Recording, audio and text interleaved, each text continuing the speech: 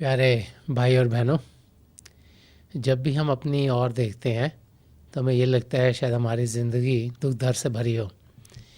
इंसान की कुछ यही आदत है कि उसे लगता है कि शायद उसके साथ चीज़ें ख़राब हो रही हैं और बाकियों के साथ अच्छी हो रही हैं। हम बहुत बारी देखते हैं कि हमारे माँ बाप को शायद कोई शारीरिक तकलीफ़ हो। हम ये भी देखते हैं कि शायद हो सकता है कि कोई फाइनेंशियल प्रॉब्लम्स हमारी ज़िंदगी में आ रही हों। कभी ये भी देखते हैं कि जो हमारे रिश्तेदार हैं उनमें से कोई ना कोई हमसे नाराज़ हो गया, और फिज़िकल लेवल पर, इंटेलेक्ट लेवल पर, इमोशनल लेवल पर हम देखते हैं कि कोई ना कोई तकलीफ़ हमारी ज़िंदगी में आ रही है। बहुत सी बार ज़िंदगी में ये भी देखते हैं कि हमें लगता है कि ये इंसान अच्छा है लेकिन तकलीफ़ों से क्यों घिरा हुआ है, और कई बार ये भी सोचते हैं कि ये इंसान तो बड़े बुरे काम कर रहा है बट दुनिया के लिहाज से लग रहा है कि बड़ी ज़िंदगी आराम से गुजार रहा है। तो जब ऐसी चीज़ें हमारी ज़िंदगी में होती हैं तो हम सोचना शुरू कर देते हैं कि why do good things happen to bad people and why do bad things happen to good people. कि अच्छे आदमियों के साथ बुरी चीज़ें क्यों होती हैं, बुरे आदमियों के साथ अच्छी चीज़ें क्यों होती हैं, तकलीफ़ें हमारे साथ क्यों होती हैं, और औरों की ज़िंदगी हमसे बेहतर क्यों है। क्योंकि हमारे नज़र में ऐसे लगना शुरू हो जाता है कि शायद बाकी सब बहुत सुखी हैं और हम दुख दर्द से घिरे हुए हैं। तो जब इस किस्म के सवाल आते हैं तो हम क्या करें, हम कैसे अपने आप को जानें, कैसे समझें कि हमारी ज़िंदगी में क्या हो रहा है। महापुरुष हमें समझाते हैं कि हम सबके साथ कर्म जुड़े हुए हैं। हम संत मत के अंदर बिलीव करते हैं कि 75% of our life is preordained, कि 75% जो हमारे साथ हो रहा है वो पुराने कर्मों के लिहाज से हो रहा है। तो कर्म क्या है, कर्मों क्या विधान क्या है, कर्मों की थ्योरी क्या है। जब हम अपने आप को और अपना रिलेशनशिप इस धरती से देखते हैं तो हम ये सब जानते हैं कि हम इस धरती पर जी रहे हैं। हम इस शरीर में हैं, इस शरीर में हम माँ बाप के ज़रिए आए, और वो शरीर औरों के शरीर के माफ़क है। कोई थोड़ा लंबा ज़्यादा है, कोई थोड़ा सा शायद फीचर्स अलग अलग होंगे, लेकिन शरीर सबके साथ जुड़ा हुआ है। और उस शरीर को जान हमारी आत्मा दे रही है, कुछ ना कुछ तो शरीर को जान दे रही है। तो जैसे हम अध्यात्म के रास्ते पर चलते हैं हमें ये अनुभव होना शुरू हो जाता है, हमें बार बार यही समझाया जाता है कि ये शरीर अपने आप नहीं चल रहा है, इसको कोई चीज़ जान दे रही है, कुछ इसके पीछे ताकत है। और वो ताकत जब हम सांस लेते हैं तो हम सांस बाहर की तरफ जब निकालते हैं कोई चीज़ उसको अंदर की तरफ खींचती है, फिर हम बाहर की तरफ सांस निकालते हैं कुछ और उसको अंदर को खींचता है। तो वो क्या है, वो हमारी आत्मा है, और वो आत्मा प्रभु के साथ जुड़ी हुई है, प्रभु का ही अंश है। उस आत्मा को प्रभु से बिछड़े लाखों करोड़ों साल हो गए हैं। अब जब आत्मा प्रभु से बिछड़ी तो वो अलग अलग मंडलों में गई। सचखंड का मंडल सच्चाई का मंडल है, फिर पार ब्रह्म का मंडल है, फिर ब्रह्मांड का, अन्न का और पिंड का। जो निचले 3 मंडल हैं, पिंड और ब्रह्मांड, ये काल के दायरे में है। और जब हमारी आत्मा काल के दायरे में आ गई, इन 3 मंडलों में आ गई, तो यहाँ ही कर्मों का विधान चलता है। अब जो कर्मों का विधान है वो काफ़ी सिमिलर है to the third law of physics. वो जो थर्ड लॉ ऑफ फिजिक्स है वो कहता है for every action there is a reaction. तो कर्मों का विधान हमें समझाता है कि जैसी करनी वैसी भरनी, कि for every thought word and deed we are accountable, कि हर एक सोच, हर एक बोल और हर एक कार्य के लिए हमें भुगतान करना होगा। अगर हमारे सोच अच्छे होंगे, बोल अच्छे होंगे, कार्य अच्छे होंगे तो हमें फल मिलेगा। अगर हमारे सोच बुरे होंगे, हमारे बोल बुरे होंगे, कार्य बुरे होंगे, तो उसका हमें भुगतान करना होगा, उसके लिए दंड मिलेगा। अब ये सिंपल लॉ है। अब जब से हमारी आत्मा प्रभु से अलग हुई है, अलग अलग योनियों में जाती रही है, तो अलग अलग योनियों में उसके साथ कर्म जुड़ते रहे हैं। अब वो कर्म जो इकट्ठे होते हैं, जैसे एक लाइफ टाइम ख़त्म हुए वो कर्म हुए, उनमें से एक जैसे संचित कर्म का है उसमें वो चले जाते हैं, अगली लाइफ टाइम में और कर्म उसमें और जुड़ गए, वो संचित कर्म का जो क्षेत्र है वो बढ़ता जाता है, बढ़ता जाता है, बढ़ता जाता है। तो ये वो कर्म है जो कि हमारे आत्मा के साथ जब से हम प्रभु से अलग हैं जुड़े हुए हैं। अब उनमें से थोड़ा सा हिस्सा लिया जाता है जिनको प्रलब्ध कर्म कहा जाता है। वो कर्म है जिन्हें हम फेट कर्म कह सकते हैं, जिसे कहते हैं इसकी किस्मत अच्छी है, इसकी किस्मत बुरी है, जिसको हम कहते हैं किस्मत के ये कर्म है। हम कहते हैं कि वो इस ज़िंदगी में हमने ढालने हैं। तो जब हम इस ज़िंदगी में आते हैं तो वो हमारे साथ वो कर्म आते हैं, प्रलब्ध कर्म। और प्रलब्ध कर्म के ज़रिए ही कभी हम बीमार हो जाते हैं, कभी हम स्वस्थ रहते हैं, कभी हमारी ज़िंदगी में फाइनेंशियल सिचुएशन अच्छी होती है, कभी ख़राब हो जाती है, कभी रिलेशनशिप बेटर होते हैं, कभी ख़राब हो जाते हैं। और कई चीज़ें ऐसी होती है जो हमारी समझ के बाहर है, क्योंकि जब हम एक लाइफ टाइम से दूसरी लाइफ टाइम पे जाते हैं तो हमारी याद के ऊपर पर्दा पड़ जाता है। हमें याद नहीं है कि हम किस किस योनियों में से हो के आए हैं। ये प्रभु ने जो सिस्टम बनाया है कि एक लाइफ टाइम के बाद दूसरी में हमारी याद के ऊपर पर्दा पड़ जाता है। लेकिन जो कर्म है वो जुड़ते चले जाते हैं। उनमें से जो प्रहलाद कर्म हमने अभी लिए हैं वो इस ज़िंदगी में हम झेलेंगे। बहुत बारी हम देखते हैं कि कोई गरीब आदमी और लॉटरी जीत गया, हम सोचते हैं लॉटरी कैसे जीत गया, उसके अच्छे कर्म थे जिसका फल उसको फाइनेंशियल मिल रहा है। हम देखते हैं कि बहुत अच्छा इंसान है, वो प्रभु को भी याद करता है, अच्छाई भी करता है, सबके साथ नम्रता से मिलता है, लेकिन लगता है उसको कैंसर की बीमारी हो गई। हम सोचते हैं ये इतना अच्छा आदमी, इसको ऐसी बीमारी क्यों हो गई? क्योंकि मे भी उसका पुराना कर्म ऐसा था जो उसको शारीरिक दुख दर्द में से इस लाइफ में जाना है। अब जो संत मत का रास्ता है, इसमें हम ये बिलीव नहीं करते कि सारी ज़िंदगी हमारी प्री ऑर्डेंड है। हम ये नहीं सोचते कि सारी ज़िंदगी सिर्फ कर्मों पर ही बेस्ड है इसलिए हम कुछ करें ना। हम ये जानते हैं कि 75% हमारी ज़िंदगी कर्मों पर बेस्ड है, लेकिन 25% हमारे पर फ्री विल है जिसमें हम अपने आप को बेहतर कर सकते हैं। बेहतर करने का क्या मतलब हुआ? दुनिया की बेहतरी नहीं, जिसमें हम अपने कदम प्रभु की ओर लेके जा सकते हैं, क्योंकि उस फ्री विल में हम क्या करते हैं उससे ही हमारे और संचित कर्म बढ़ेंगे। अब रोज़ाना हम सोचते हैं, रोज़ाना हम बोलते हैं, रोज़ाना हम कार्य करते हैं, तो रोज़ाना हमारे लिए नए कर्म क्रिएट हो रहे हैं जिनको क्रियामान कर्म कहा जाता है। ये तीसरा हिस्सा कर्मों का। कर्मों के 3 हिस्से, एक संचित कर्म जो कि संग्रह है, जब से हमारी आत्मा प्रभु से अलग हुई, हर एक योनि में उसके साथ कर्म हुए, वो एक स्टोर हाउस ऑफ कर्मा में जाते रहते हैं, वो बढ़ते जा रहे हैं बढ़ते जा रहे हैं। उनमें से कुछ हिस्सा लिया जिसे प्रलब्ध कर्म कहते हैं, जो इस ज़िंदगी में हमने डालने हैं, जो 75% हमारी लाइफ उनके ऊपर बेस्ड है। 25% फ्री विल है जिसमें हम रोज़ाना कुछ चीज़ें करते हैं, रोज़ाना सोचते हैं, रोज़ाना बोलते हैं, रोज़ाना कार्य करते हैं, उससे कर्म पैदा होते हैं, उनको क्रियामान कर्म कहा जाता है। और जो कि इस ज़िंदगी के आखिर में जाकर फिर संचित कर्म में कन्वर्ट हो जाएंगे अगर वो ख़त्म नहीं हमने करे। इसीलिए जो संचित कर्मों का हिस्सा है वो बढ़ता चला जाता है, बढ़ता चला जाता है और बढ़ता चला जाता है। अब जो प्रलब्ध कर्म है उनके लिहाज से ही हमारी ज़िंदगी में ऊंच नीच आता जाता है।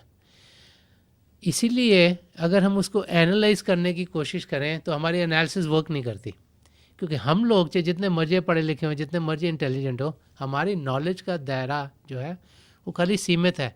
एक तो हमारे को नॉलेज सिर्फ इसी ज़िंदगी में जो भी हमारे एक्सपीरियंस है उसके ज़रिए हुआ। इस ज़िंदगी में हम कितना पढ़े लिखे, कितना हमने एक्सपीरियंसेस करे हैं, क्या क्या अनुभव हुए हैं, कहाँ कहाँ गए, क्या क्या नॉलेज गेन करा, उतना ही हम जानते हैं। दूसरा ये है कि इस धरती पर इतनी सारी चीज़ें हैं, चाहे हम मास्टर्स डिग्री ले लें या PhD ले लें, हमें सिर्फ थोड़ी से एरिया का काफ़ी कुछ पता है, उस एरिया का भी सब कुछ नहीं पता। और कितने एरिया हैं। और हमारे ज़िंदगी में तो सिर्फ इस ज़िंदगी का असर नहीं, लेकिन पुरानी ज़िंदगियों का भी असर है। इसलिए ये जानना कि मुझे ये तकलीफ़ क्यों हो गई, ये नामुमकिन है, ये हम नहीं जान सकते। इसलिए ये जानना कि इस आदमी को लॉटरी क्यों मिल गई तो बहुत ख़राब है, ये इतने पैसे कैसे जीत गया, वो नामुमकिन है। इसीलिए देखना कि ये माता जी तो अपनी फैमिली में बड़ी अच्छी तरह रहती थी, इनको घर में अब तकलीफ़ें क्यों हो गई हैं, वो बड़ा मुश्किल है। क्यों? क्योंकि हमारे कर्म क्या हैं पुराने, यही हमें नहीं मालूम। हमें ये तो मालूम नहीं कि उनके कर्म क्या हैं, उनके कर्म क्या हैं और उनके कर्म क्या हैं। किसी और के कर्म की जानकारी तो दूर रही, हमें अपने कर्मों की जानकारी नहीं है, क्योंकि हर एक ज़िंदगी के बाद हमारी लाइफ के ऊपर पर्दा पड़ जाता है। अब तो इंसान ज़िंदगी जिए कैसे? पहले तो ये जाने कि जो कुछ भी हमारी ज़िंदगी में हो रहा है वो बेहतर से बेहतर हो रहा है। प्रभु ने ही ये प्रलब्ध कर्म हमारे संचित कर्मों में से लिए हैं, क्योंकि प्रभु जानते हैं कि ये कर्म हमारी ज़िंदगी में आएंगे हमारे लिए बेहतर है, क्योंकि इनका नाश हो जाएगा। तो सबसे पहले तो ये जाने कि जिस हाल में भी हम हों वो हमारे लिए बेहतर से बेहतर है।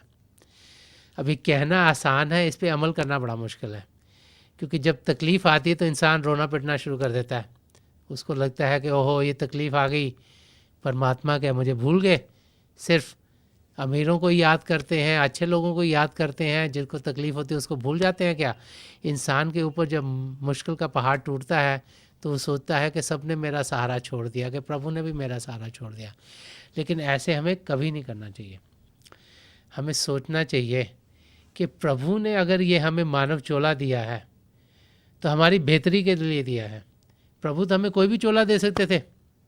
हम हाथी के शरीर में होते, चूहे के शरीर में होते, सांप के शरीर में होते, हम किसी परिंदे के शरीर में होते, कीड़ी के शरीर में होते, तो हमारी क्या हालत होनी थी? लेकिन परमात्मा ने कुछ देखा होगा कि हमारी मदद हो, इसलिए हमारी आत्मा को मानव चोला दिया है। ये सबसे बड़ी देन है, क्योंकि इसी चोले में हम अपने आप को जान सकते हैं और प्रभु को पा सकते हैं। इसीलिए इसे roof and crown of all creation कहा गया, इसे हरि मंदिर कहा गया कि प्रभु इसमें बस रहे हैं। अब अगर हमारे को ये समझ में आ जाए तो फिर हम ये भी जानेंगे कि अगर ये प्रभु ने हमें चोला दिया है तो किसी कारण दिया होगा, नहीं तो हमें कुछ भी परिंदा या जानवर कुछ भी बना सकता था। तो इसका कोई रीज़न होगा, तो हमें उस रीज़न को ढूंढना चाहिए। जब उस रीज़न को सर्च करेंगे तो हम जानेंगे कि मकसद हम सबका एक ही है। चाहे धर्म हमारे अलग हों, अलग अलग देशों में हम पैदा हुए हों, अलग अलग भाषाएं बोलते हों, अलग अलग हमारे स्टेटसेस हों, लेकिन मकसद सबका एक ही है। और वो क्या है कि ये चोला, मानव चोला हमें मिला है ताकि हम अपने आप को जान सकें और प्रभु में जाकर लीन हों, ताकि 84 लाख जिया जून से हमें छुटकारा मिल जाए। अगर ये हमारी समझ में आ जाए तो हमारी ज़िंदगी फिर सही तरीके से गुजरनी शुरू हो जाएगी। फिर हम क्या करेंगे? कदम वो उठाएंगे जो हमें अपनी मंजिल की ओर लेके जाएंगे। अभी तो क्या हो रहा है, हम सोच रहे हैं कि हम इस धरती पर आए हैं, हमने पढ़ना लिखना है, ज़िंदगी में इस स्टेज पर पहुंचना है ताकि हम खुद कमा सकें। खुद कमाएंगे ताकि हमारी शादी हो, बाल बच्चे हों, उनका ख्याल करें। उनका ख्याल करने के लिए कुछ कामकाज करना पड़ता है, चाहे नौकरी करें चाहे बिजनेस करें, किसी किस्म का काम करें ताकि इनफ पैसे हमारे पास हों और हम अपनी रिस्पॉन्सिबिलिटीज़ को निभा सकें। ज़्यादा दुनिया तो सिर्फ उसी चक्कर में लगी हुई है कि कैसे हम जो भी हम बाहर की रिस्पॉन्सिबिलिटी सोचते हैं उनको निभाएं, और हम वो करते करते इस शरीर से चल बसते हैं, और ये जो सुनहरा मौका हमें मिला है अपने आप को जानने का, ये हमारे हाथ से निकल जाता है। हम भूल जाते हैं कि और जितने कर्म यहाँ क्रिएट करी जा रहे हैं उससे और संचित कर्म बढ़ेंगे। जो संचित कर्म है वो भी तो हमारी फ्री विल से ही बने हैं, वो भी तो किसी ने ला के तो नहीं हमारे ऊपर कर्म जोड़ दिए। जब हम प्रभु से अलग हुए तो कोई कर्म हमारे साथ नहीं था, हमने जैसा सोचा, जैसा बोला, जैसे कार्य करे, उसी से संचित कर्म बने हैं। तो संचित कर्म भी जो हमारी फ्री विल है उसके ज़रिए बने हुए हैं, और उसमें से जो प्रलब्ध कर्म लिए जाते हैं तो हम ज़िंदगी में ढाल लेते हैं। तो जो हम क्रियामान कर्म जो रोज़ाना कर रहे हैं वो भी जो हमारे फ्री विल के 25% के हिस्से में आते हैं वो ही हैं जो फिर संचित कर्म में ऐड हो जाएंगे। तो हम कोशिश करें कि वो कर्म सबसे कम से कम करें। ये तो जानना बहुत आसान है कि अगर बुरा सोचेंगे और बुरा बोलेंगे और बुरा कार्य करेंगे तो उसका हमें भुगतान करना होगा। क्योंकि जब हम बुरा काम करते हैं, अगर किसी की पिटाई कर देते हैं तो क्या होता है, उसको तकलीफ़ होती है, बाद में हमको भी तकलीफ़ होती है कि हमने ये क्यों करा। अगर हम बुरा बोलते हैं, किसी को हम ऊंचा नीचा बोल देते तो क्या टेंशन बढ़ जाती है, उनको तो तकलीफ़ होती है, बाद में हमको भी तकलीफ़ होती है।